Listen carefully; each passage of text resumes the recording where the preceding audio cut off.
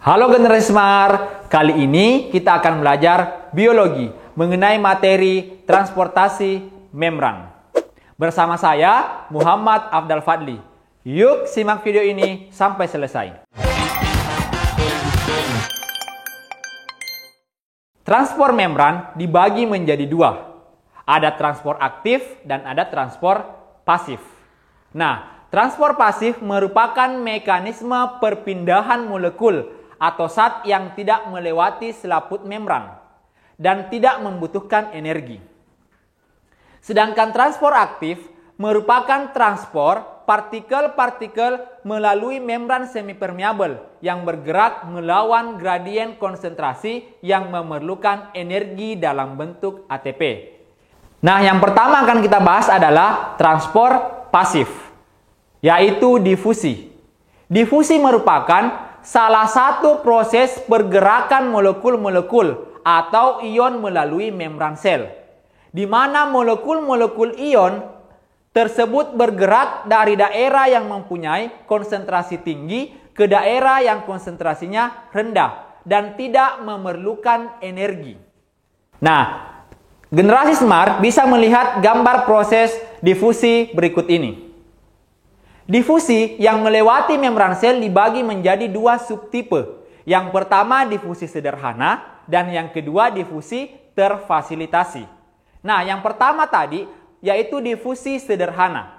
Proses difusi terjadi melalui dua jalan, yaitu melalui lapisan lipid jika satu itu terlarut dalam lemak dan melalui saluran air atau protein. Ada beberapa faktor yang memengaruhi kecepatan difusi, yaitu ukuran partikel, ketebalan membran, dan luas suatu area, jarak, dan suhu. Semakin kecil ukuran partikel, semakin cepat partikel itu akan bergerak sehingga kecepatan difusi itu tinggi.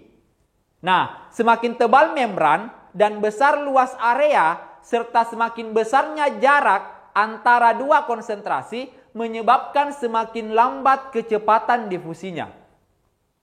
Nah, difusi terfasilitasi adalah difusi yang dibantu oleh protein tertentu yang membentuk struktur seperti saluran, sehingga molekul dapat melintasi membran plasma. Bentuk protein ini disebut sebagai protein pembawa. Mekanisme ini tergolong transport pasif karena hanya mempercepat proses difusi tanpa mengubah arah gradien konsentrasi. Nah, contoh difusi dalam kehidupan sehari-hari antara lain. Yang pertama, ikan air tawar yang ditempatkan di air laut menyebabkan volume tubuh ikan menyusut karena air laut bersifat hipertonik terhadap sel-sel tubuh makhluk hidup. Nah, mengkonsumsi air laut menyebabkan tubuh mengalami dehidrasi. Nah, contoh yang kedua, parfum yang disemprotkan akan menyebar ke seluruh ruangan karena berdifusi di udara. Dan yang ketiga, gula yang dimasukkan ke dalam minuman panas dalam suatu gelas itu akan menyebar ke seluruh volume air gelas meskipun tanpa diaduk karena berdifusi di dalam cairan. Nah, itu penjelasan tentang difusi generasi Smart. Yang kedua tentang osmosis. Osmosis adalah proses perpindahan molekul pelarut, terutama air, dari tempat yang berkonsentrasi rendah ke tempat yang berkonsentrasi tinggi, melalui partisi atau membran selektif semipermeabel. Nah, generasi Smart bisa melihat proses osmosis pada gambar berikut. Proses osmosis akan berhenti ketika dua larutan pada masing-masing membran telah mencapai konsentrasi yang sama atau isotonik. Nah, generasi Smart, beberapa peristiwa osmosis dalam kehidupan sehari-hari antara lain penyerapan air tanah, pengawetan makanan menggunakan gula atau cuka, dan kentang yang direndam dalam air garam. Nah, osmosis dapat atau memungkinkan terjadinya berbagai peristiwa. Peristiwa yang pertama ada namanya lisis. Apa itu lisis generasi Smart? Nah, lisis itu robeknya membran plasma ya ketika sel ditempatkan dalam larutan hipotonik dibandingkan dengan sel. Yang kedua, krenasi. Nah, krenasi itu penyusutan sel ketika sel ditempatkan dalam larutan yang hipotonik dibandingkan dengan sel. Dan yang ketiga, plasmolisis. Nah, plasmolisis adalah terlepasnya membran plasma dari dinding sel tumbuhan ketika sel tumbuhan ditempatkan dalam larutan hipertonik. Nah, itulah penjelasan tentang osmosis generasi semar. Oke, kita lanjut ke transport aktif. Transport aktif yang pertama generasi semar adalah pompa ion natrium kalium. Nah, gambarnya bisa dilihat pada slide berikut. Pompa ion natrium kalium merupakan gerakan pemompaan ion K+ ke dalam sel dan ion Na sel keluar sel.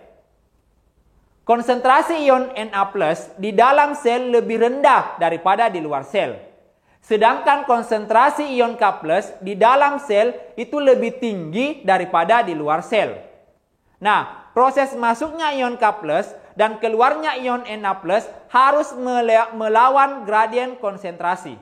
Akibatnya apa? Dibutuhkan energi berupa ATP dan bantuan protein integral pada membran sel. Setiap pengeluaran 3 ion Na+ akan diimbangi dengan 2 pemasukan ion K+. Nah, yang kedua ada namanya kontraspor. Kontraspor itu apa? Yaitu transport aktif dari zat tertentu yang dapat menginisiasi transport zat terlarut lainnya. Kotransport dilakukan oleh 2 protein transport dengan bantuan energi berupa ATP. Contohnya, pompa proton yang menggerakkan transport sukrosa pada sel tumbuhan. Nah, yang ketiga ada endositosis dan ada eksositosis. Nah, endositosis dan eksositosis itu generasi semar berbeda. Perbedaannya apa? Endositosis adalah peristiwa pembentukan kantong membran sel saat larutan atau partikel ditransfer ke dalam sel. Ada 2 bentuk endositosis. Yang pertama pinositosis dan yang kedua fagositosis. Nah, selanjutnya eksositosis. Nah, eksositosis itu apa generasi semar? Jadi proses pengeluaran zat dari dalam sel keluar sel. Pada eksositosis, sekret terbungkus dalam kantung membran yang selanjutnya melebar dan pecah. Eksositosis terjadi pada beberapa sel kelenjar atau sel sekresi. Nah, kita lanjut ke pembahasan soal. Perhatikan soal pertama generasi semar. Nah, di soal pertama ini disajikan sebuah gambar. Dan generasi semar diharapkan mengetahui gambar apa yang terjadi. Seperti bunyi soalnya mengatakan, perubahan yang terjadi pada gambar X menjadi gambar Y disebabkan oleh apa? Nah, pilihannya ada A sampai E. Nah, kalau melihat gambar seperti ini generasi semar harus mengetahui apa itu osmosis. Supaya mudah untuk menjawabnya. Nah, dari gambar X dan Y itu ada perubahan. Di mana di gambar Y jumlah larutan yang ada di bagian A itu berkurang, sedangkan pada bagian B itu bertambah. Nah, jadi hasilnya atau jawabannya adalah prosesnya adalah osmosis, karena air dari larutan A masuk ke dalam bagian B karena B bersifat hipertonik terhadap A. Nah, itu penjelasan untuk soal nomor 1 generasi semar. Kita berlanjut ke soal nomor 2. Nah, apabila sepotong kentang dimasukkan ke dalam larutan garam 10%, kemungkinan yang terjadi itu apa? Nah, jadi generasi semar harus mengingat bagaimana konsep-konsep transport membran yang pernah kita bahas. Nah, ketika sepotong kentang ini dimasukkan ke dalam larutan garam 10%, itu beratnya akan berkurang. Kenapa berkurang? Karena air akan keluar dari sel kentang karena ada perbedaan konsentrasi. Jadi itulah pembahasan 2 soal tentang transport membran generasi semar.